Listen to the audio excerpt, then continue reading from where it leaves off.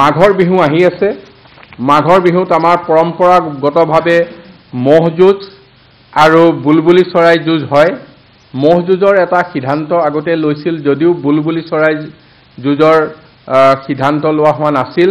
এতিয়া আজি কেবিনেটে মহ যুঁজৰ লগতে বুলবুলি চৰাইৰ যুঁজৰ সিদ্ধান্ত লৈছে আৰু দুইটা ক্ষেত্ৰত এখন SOP ঠিক কৰি দিয়া হৈছে, গাইডলাইন ঠিক কৰি দিয়া হৈছে আৰু সেইমতে এই ক্ষেত্ৰত আমি দেখিম যে ইয়াৰ যিটো পৰিচালনা, এই কঠোৰভাৱে সেই পৰিচালনা সেই ধৰণে হ'ব লাগিব আৰু সেই SOPখন আজি কেবিনেটে সিদ্ধান্ত লোৱাৰ পিছতে ৰাইজৰ মাজলৈ এৰি দিয়া হ'ব। মাঘৰ বিহু আহি আছে। মাঘৰ বিহুত আমাৰ পৰম্পৰাগতভাৱে মহ যুঁজ আৰু বুলবুলি চৰাই যুঁজ হয়। মহ যুঁজৰ এটা সিদ্ধান্ত আগতে লৈছিল যদিও বুলবুলি চৰাই যুঁজৰ সিদ্ধান্ত লোৱা হোৱা নাছিল।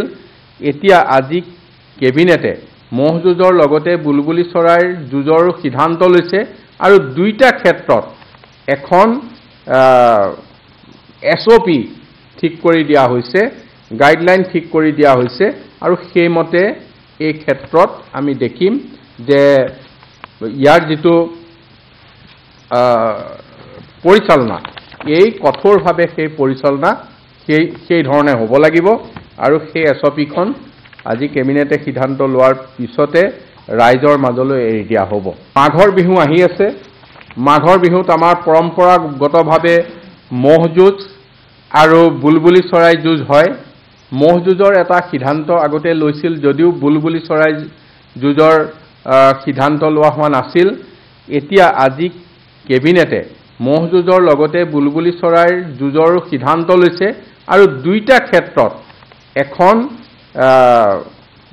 SOP ঠিক কৰি দিয়া হৈছে, গাইডলাইন ঠিক কৰি দিয়া হৈছে আৰু সেইমতে এই ক্ষেত্ৰত আমি দেখিম যে ইয়াৰ যিটো